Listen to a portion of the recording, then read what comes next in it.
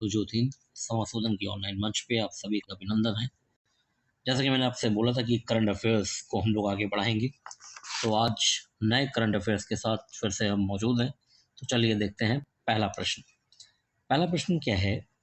ये कह रहा है कि हाल ही में डेंगू के टीके को विकसित करने के लिए पहली बार तीसरे चरण का क्लिनिकल ट्रायल परीक्षण प्रारंभ हुआ, जिसे किनके द्वारा किया जा रहा है? तो बेटा ये किया जा रहा है भारतीय आयुर्विज्ञान अनुसंधान परिषद ICMR और पनेशिया पेनेशिया बायोटेक के द्वारा। ठीक है, टेक कर लीजिए, मोस्ट इम्पॉर्टेंट। ठीक है, और ICMR कौन है?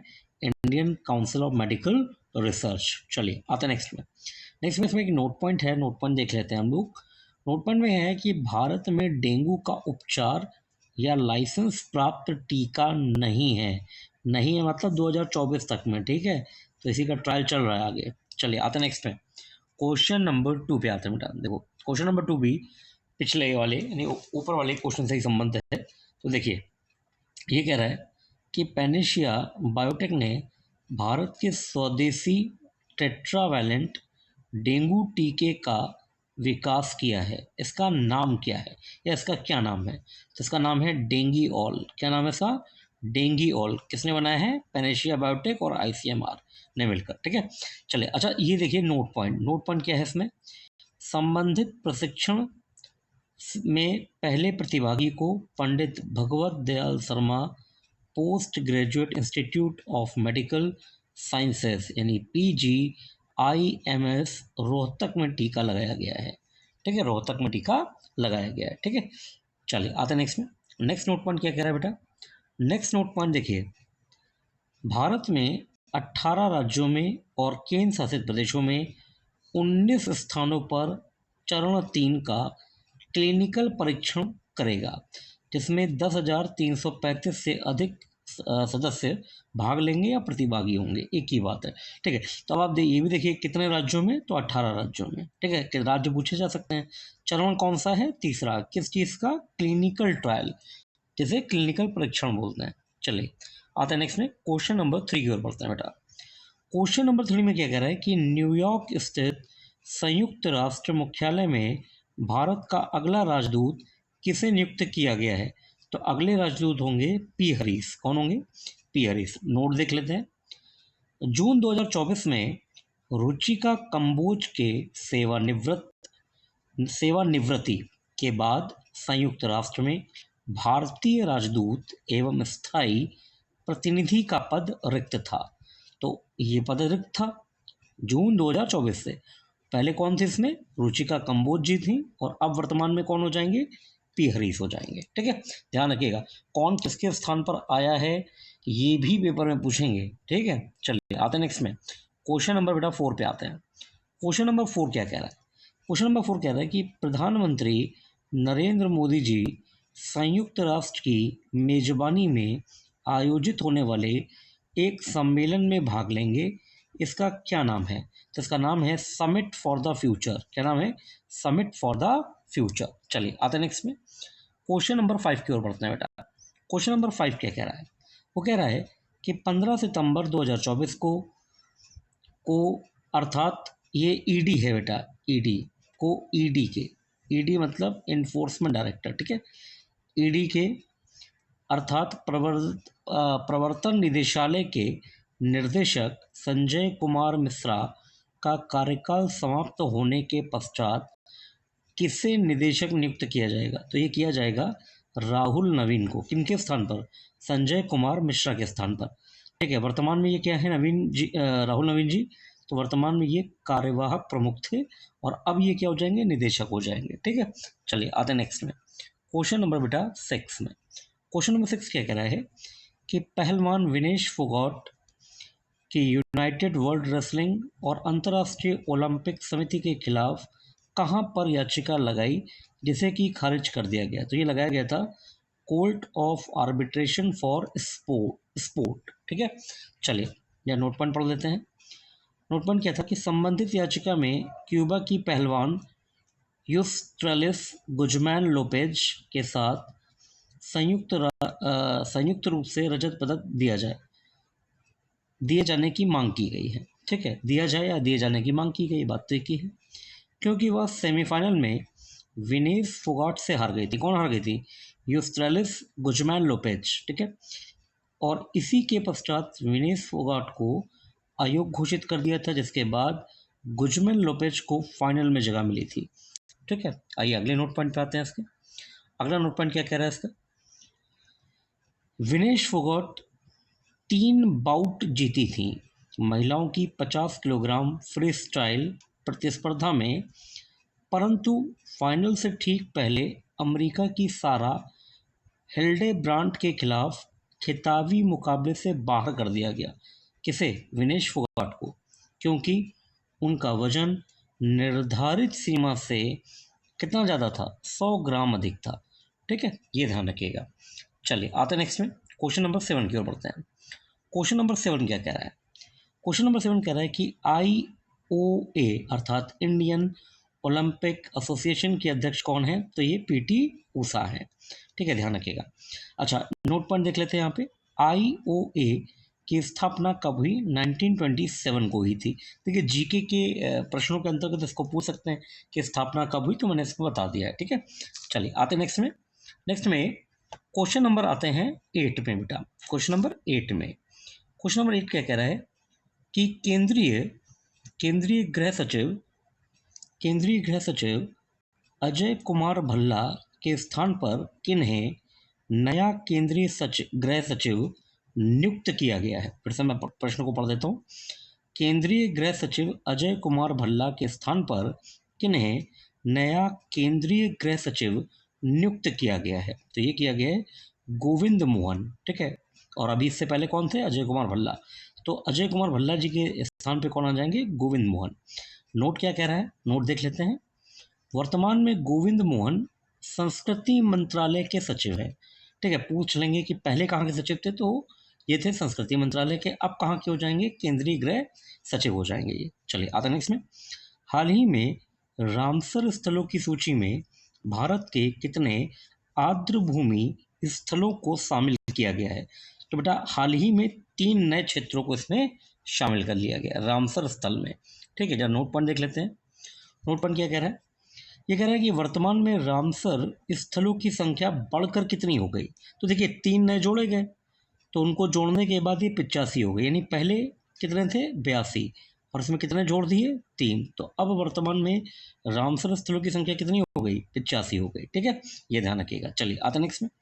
रामसर स्थल अर्थात अंतर्राष्ट्रीय महत्व की आर्द्र भूमि में शामिल किए गए स्थल इस प्रकार हैं। ठीक है, तो कौन कौन से हैं ये है? एक नंज रायण पक्षी अभ्यारण्य और काझुवेली पक्षी अभ्यारण्य, जो कहाँ है? तमिलनाडु में। और दूसरा कौन सा है? मतलब तीसरा कौन सा है? तवा जलाशय, ये कहाँ है? मध्य प्रदेश में। देखिए क्वेश्चन ऐसे भी पूछ सकते हैं कि नए जो रामसर साइट जोड़े गए हैं उनमें किन 2 राज्यों में जोड़े गए? तो ये टोटल राज्य हो गए 2, तमिलनाडु में और मध्य प्रदेश में। तमिलनाडु के कितने हैं? 2 हैं। कौन कौन से? नंजरायण पक्षी अभ्यारण्य और काजूवेली पक्षी अभ्यारण्य। जबकि मध्य प्रदेश का कौन सा है? तवा जलाशय। ठीक है, ध्यान रखिएगा, क्वेश्चन ऐसे भी पूछे जा सकते हैं। चलिए, और टोटल साइट्स कितनी है? 85 हो गई हैं ये। चलिए इसमें एक नोट पॉइंट देख लेते हैं बेटा। नोट पॉइंट है इसमें। नोट पॉइंट क्या कह रहा है कि रामसर सूची में शामिल 85 भारतीय आर्द्र भूमि 13.5 लाख हेक्टेयर से भी अधिक क्षेत्र में फैली हुई है या विस्तारित है। दूसरा नोट पॉइंट, रामसर स्थलों की संख्या सबसे अधिक कहाँ है? तमिलनाडु में। कितनी है? 18। और दूसरे स्थान पर आता है उत्तर प्रदेश, जहाँ रामसर स्थलों की संख्या कितनी है? 10 है। ठीक है, चलिए तीसरा नोट पॉइंट देख लेते हैं। केंद्रीय पर्यावरण मंत्री कौन है? तो भूपेंद्र यादव है। कौन है? भूपेंद्र यादव। चलिए आता नेक्स्ट में। एक विशेष बिंदु भी है इसमें, तो एक विशेष बिंदु देख लेते हैं। विशेष बिंदु क्या कह रहा है कि सरकार की ओर से महत्वपूर्ण नीतिगत प्रयासों के कारण 10 वर्ष में रामसर स्थलों की संख्या 26 से बढ़कर 85 हो गई है, जिनमें 41 पिछले 3 वर्षों में ही जोड़े गए हैं। ठीक है, चलिए आता नेक्स्ट में क्वेश्चन नंबर 11। राष्ट्रीय कीट निगरानी प्रणाली यानी एनपीएसएस का शुभारंभ किस दिन किया गया? तो बेटा वो आज ही किया गया है, 15 अगस्त 2024 को। ठीक है, अच्छा नोट पॉइंट क्या कह रहा है इसमें? केंद्रीय कृषि मंत्री शिवराज सिंह चौहान है। ठीक है, ध्यान रखिएगा, जीके में ये पूछ लेंगे। ठीक है, करंट में भी ये आ जाएगा। ठीक है, दोनों ही को कवर करता है ये। चलिए आते हैं नेक्स्ट में, अगले क्वेश्चन की ओर बढ़ते हैं हम लोग। अगला क्वेश्चन क्या कह रहा है हमारा? ये कह रहा है कि अच्छा ये नोट पॉइंट ही है, उसके बाद प्रश्न है, नोट पॉइंट देख लेते हैं। राष्ट्रीय कीट निगरानी प्रणाली की पहल कृषि और किसान कल्याण विभाग के द्वारा की गई है। देखिए ये पूछ लेंगे कि इनिशिएटिव किसका है ये, तो कृषि और किसान कल्याण विभाग का है। ठीक है, क्वेश्चन नंबर 12 पे आते हैं बेटा। क्वेश्चन नंबर 12 कह रहा है कि केरल में वायनाड जिले में हुए भूस्खलन का अध्ययन वर्ल्ड वेदर अट्रीब्यूशन के अनुसंधानकर्ताओं की टीम ने किया, जिसमें भारत, स्वीडन, अमेरिका और ब्रिटेन के 24 अनुसंधानकर्ता शामिल थे, जिन्होंने भूस्खलन का कारण यह बताया। तो क्या बताया इन्होंने बताया कि जलवायु परिवर्तन के कारण वायनाड में 10% से अधिक बारिश हुई। ठीक है, जिसकी वजह से भूस्खलन हुआ। चलिए आते हैं नेक्स्ट में, अगले प्रश्न की ओर बढ़ते हैं बेटा। अगला प्रश्न है 13। ठीक है, क्वेश्चन नंबर 13 है बेटा। वो क्या कह रहा है कि रक्षा अनुसंधान और विकास संगठन यानी डीआरडीओ ने भारतीय वायुसेना के सुखोई 30 MKI से लंबी दूरी के ग्लाइड बम का पहला सफल परीक्षण व्हीलर द्वीप पर स्थापित लक्ष्य पर किया, यानी लक्ष्य को भेद कर किया। इसका क्या नाम है? तो इसका नाम है ग्लाइड बम का गौरव। ठीक है, नोट पॉइंट क्या है? गौरव ग्लाइड बम का वजन 1000 किलोग्राम है, जो कि हवा से छोड़ा जा सकता है। ठीक है, फिर एक नोट पॉइंट हम लोगों ने ले लिया है कि व्हीलर द्वीप कहाँ है, तो ये उड़ीसा के तट पर है। ठीक है, ये ध्यान रखिएगा। चलिए आता है नेक्स्ट में क्वेश्चन नंबर 14 की ओर। क्वेश्चन नंबर 14 क्या कह रहा है कि हैदराबाद में स्थित किस संस्थान के द्वारा गौरव ग्लाइड बम को विकसित किया गया? तो ये किया गया है अनुसंधान केंद्र इमारत RCI ने किया है। ठीक है, ध्यान रखिएगा, मोस्ट इंपॉर्टेंट है। नोट पॉइंट ले लेते हैं उसमें। नोट पॉइंट क्या कह रहा है कि विकास सह उत्पादन भागीदार अडानी डिफेंस और भारत फोर्ज ने भी इस प्रशिक्षण में क्या लिया? भाग लिया। ठीक है, चलिए आते नेक्स्ट में, यानी जो टेस्ट हुआ था, परीक्षण हुआ था, प्रशिक्षण नहीं होगा, परीक्षण है। ठीक है, ध्यान रखिएगा, ये इसको जो मैं सही कर देता हूँ, परीक्षण। ठीक है, परीक्षण है ये। तो इस परीक्षण में अडानी ग्रुप ने भी भाग लिया है और भारत फोर्ज ने। ठीक है, ध्यान रखिएगा। चलिए आते नेक्स्ट में, क्वेश्चन नंबर 15। विश्व स्वास्थ्य संगठन के द्वारा ग्लोबल पब्लिक हेल्थ इमरजेंसी घोषित की गई है किस बीमारी के लिए? तो ये की गई है मंकी पॉक्स, जिसको एम पॉक्स कहते हैं। चलिए आते नेक्स्ट में। क्वेश्चन नंबर 16 इसी से लिंक कर रहा है ये। हाल ही में किस रोग के नियंत्रण और रोकथाम केंद्र CDC ने 13 अगस्त 2024 को एम पॉक्स को सार्वजनिक स्वास्थ्य आपदा घोषित कर दिया है? तो ये अफ्रीका के द्वारा कर दिया गया है। चलिए क्वेश्चन नंबर 17। मंकी पॉक्स यानी एम पॉक्स के नए वायरस स्ट्रेन को क्या नाम दिया गया है? तो इसका नाम है क्लैड 1B। Clad 1B। ठीक है, ध्यान से देख लीजिए इसको, क्लैड 1B। ठीक है, ये नाम है इसका। चलिए आते हैं नेक्स्ट में आते हैं, नोट पे आ जाते हैं बेटा इसके। नोट क्या कह रहा है? नोट कह रहा है कि विश्व स्वास्थ्य संगठन ने 24 जुलाई 2022 को सार्वजनिक स्वास्थ्य आपदा यानी ग्लोबल हेल्थ इमरजेंसी घोषित की थी या किया था मंकी पॉक्स हेतु। ठीक है, कब किया था? ये 2022 में। किसके लिए? मंकी पॉक्स हेतु, जो कि तेजी से क्या हो रहा है? बढ़ रहा है। ठीक है, चलिए आते हैं नेक्स्ट में। मंकी पॉक्स, नोट पॉइंट है बेटा, ये बॉक्स नहीं है बेटा, पॉक्स है। ठीक है, ये पॉक्स। ठीक है, ऊपर खैर लिखा हुआ है, यहाँ पे भी मैं लिख दे रहा हूँ। ठीक है, मंकी पॉक्स यानी एम पॉक्स नामक वायरस पॉक्स विरिडे परिवार के आर्थ्रोपॉक्स वायरस जीन्स का सदस्य है, जिसे 1958 में देखा गया था और सबसे पहला संक्रमण इसका कब दर्ज हुआ? 1970 में। ठीक है, मंकी पॉक्स क्या है? जूनोटिक बीमारी है। कैसी बीमारी है? जूनोटिक। जूनोटिक मतलब ये मैं पहले भी बता चुका हूँ, जो पशु से मानव में आ जाए, जो पशु से किसमें? मानव में आ जाए, वैसी बीमारियों को हम क्या बोलते हैं? जूनोटिक बोलते हैं। ठीक है, ध्यान रखिएगा। चलिए आते हैं नेक्स्ट में, क्वेश्चन नंबर बेटा 18। क्वेश्चन नंबर 18 में क्या कह रहा है कि मंकी पॉक्स, ये बेटा पॉक्स है, ठीक है, जहाँ पे भी बॉक्स दिख रहा है वो पॉक्स है, ठीक है, ध्यान रखिएगा, खैर अब तक आप समझ ही गए होंगे।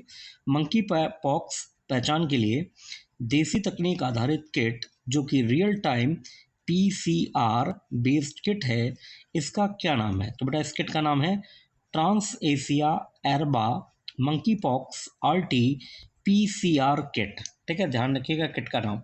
चलिए आते हैं नेक्स्ट में क्वेश्चन नंबर 19 की ओर। क्वेश्चन नंबर 19 कह रहा है कि मंकी पॉक्स की देसी किस किट को देसी किट को किस राज्य में जारी किया गया था? तो ये जारी किया गया आंध्र प्रदेश में। कहाँ जारी हुआ? आंध्र प्रदेश में। क्वेश्चन नंबर 20, क्वेश्चन नंबर 20 क्या कह रहा है कि दुनिया का सबसे ऊंचा रेल आर्च ब्रिज कहाँ है? तो ये चिनाब रेलवे ब्रिज है, कहाँ है? जम्मू कश्मीर में है।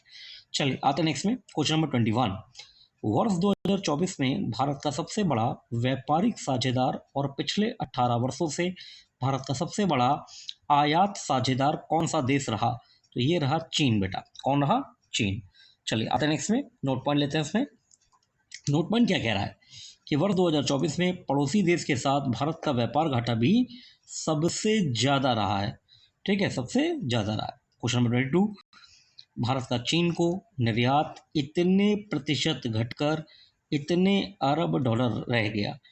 ये निर्यात ने एक्सपोर्ट की बात कर रहा है, तो कितने परसेंट घटा है ये? 9.4% घटकर 1.05 अरब डॉलर रह गया, ठीक है। Question number next 23, question number 23 क्या कह रहा है कि जुलाई 2024 में भारत का चीन को आयात यानी चीन को इंपोर्ट कितने प्रतिशत बढ़कर इतने अरब डॉलर हो गया? तो ये 13% इंपोर्ट बढ़कर 10.28 अरब डॉलर हो गया। क्वेश्चन नंबर 24, अप्रैल जून 2024 की अवधि में जापान की अर्थव्यवस्था में कितने प्रतिशत वार्षिक दर से बढ़ी है? कहाँ की अर्थव्यवस्था? जापान की। तो ये 3.1% वार्षिक रूप से बढ़ी है जापान की अर्थव्यवस्था। चलिए आते नेक्स्ट में क्वेश्चन नंबर 25, फिर से वही मंकी पॉक्स के लिए। मंकी पॉक्स बीमारी हेतु देसी तकनीक आधारित किट को किसने तैयार किया है? तो ये तैयार किया है ट्रांस एशिया बायोमेडिकल कंपनी ने, ठीक है, नोट लेते हैं। मंकी पॉक्स बीमारी का लक्षण 2 से 4 हफ्तों तक रहता है, जिसमें तेज बुखार, त्वचा पर चकत्ते आदि दिखाई देते हैं, ठीक है, फफोले टाइप के पड़ जाते हैं उसमें, ठीक है, ये ध्यान रखना। चलिए क्वेश्चन नंबर 26 बेटा, भारतीय वैज्ञानिकों ने सिलिका और नैनो कणों और कैल्शियम का उपयोग करके एक विशेष ड्रेसिंग विकसित की है जो खून को तेजी से जमने में मदद करती है। इसका क्या नाम है? तो इसका नाम है जेरो जेल ड्रेसिंग। कौन सा? Zero gel dressing. Next question number 27, ICC एक दिवसीय रैंकिंग में बल्लेबाजों की सूची में पहले पायदान पर कौन है? तो ये है पाकिस्तान के बाबर आजम और उनके अंक कितने हैं? 824, ठीक है, 824 है। चलिए इसमें नोट पॉइंट है, नोट पॉइंट देखते हैं। आईसीसी एक दिवसीय रैंकिंग में बल्लेबाजों की सूची में दूसरे स्थान पर कौन है? तो ये रोहित शर्मा है 765 अंकों के साथ, ठीक है। Next question number 28 question number 28 क्या कह रहा है, इसको देख लेते हैं हम लोग कि अनंतनाग में आतंकवादी निरोधी अभियान में अग्रिम मोर्चे का नेतृत्व करते हुए शहीद हुए कर्नल मनप्रीत सिंह को मरणोपरांत शांति काल में दिया जाने वाला सर्वोच्च वीरता पुरस्कार दिया गया। तो ये वीरता पुरस्कार कौन सा है? कीर्ति चक्र से उनको सम्मानित किया गया है मरणोपरांत, ठीक है। नोट पे चलते हैं। इसके अलावा राइफलमैन रवि कुमार मरणोपरांत, मेजर एम रामागोपाल नायडू और जम्मू कश्मीर पुलिस के उपाधीक्षक हुमायूं मुजम्मिल भट्ट को मरणोपरांत कीर्ति चक्र से नवाजा गया है, ठीक है। आते हैं नेक्स्ट में क्वेश्चन नंबर 29, अंतर्राष्ट्रीय ओलंपिक संघ के अध्यक्ष कौन है? तो ये है थॉमस बाक, ठीक है। नेक्स्ट एंड लास्ट क्वेश्चन आज का क्वेश्चन नंबर 30 बेटा, क्वेश्चन नंबर 30 पे चलते हैं हम लोग। 30 नंबर क्वेश्चन क्या कह रहा है? 30 नंबर क्वेश्चन क्या कह रहा है कि जापान स्थित टेकेडा फार्मास्यूटिकल इंडस्ट्रीज लिमिटेड द्वारा विकसित डेंगू टीके को क्या कहा जाता है? तो इसे कहा जाता है क्यू डेंगा TAK003, ठीक है, नाम ध्यान रखिएगा, मोस्ट इंपॉर्टेंट है। चलिए इसमें एक नोट पॉइंट है वो देख लेते हैं। इसमें DENV विषाणु डेंगू के चारों प्रकारों के कमजोर संस्करण शामिल हैं, ठीक है। तो ये रहे हमारे 30 क्वेश्चन जो कि पूरी तरह खत्म हुए बेटा। तो मेरा आपसे वही आग्रह है कि चैनल को आप सब्सक्राइब करें, शेयर करें, कमेंट भी करें, ठीक है, ताकि मुझे ऊर्जा मिले और नित्य नए प्रश्नों के साथ मैं आपके समक्ष प्रस्तुत होता रहूँ। तो बेटा फिर आज के लिए इतना ही, फिर हम मिलते हैं अगले वीडियो में, तब तक के लिए जय हिंद, जय भारत।